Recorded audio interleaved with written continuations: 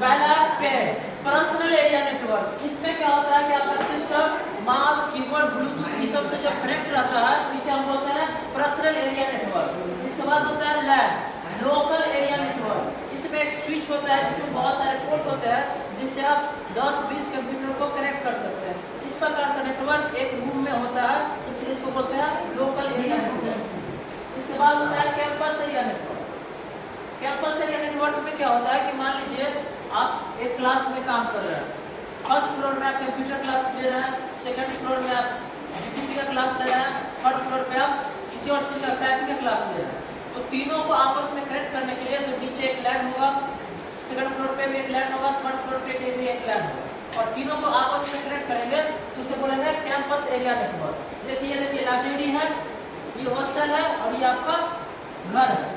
तीनों को अगर आपस में कनेक्ट करेंगे तो एक ही इंटरनेट से आप तीनों जगह एक्सेस कर पाएंगे। इस प्रकार का नेटवर्क को बोलते हैं कैंपस एरिया नेटवर्क। इसके बाद है आपको मैन।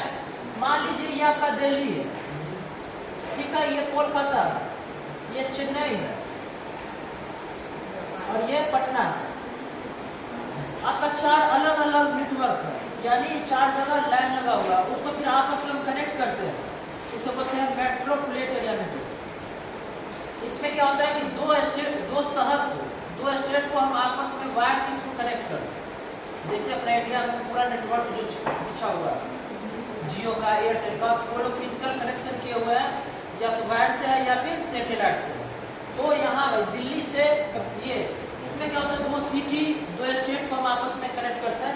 इस प्रकार का नेटवर्क को हम बोलते हैं मेट्रोपोलिटन एरिया नेटवर्क मैन।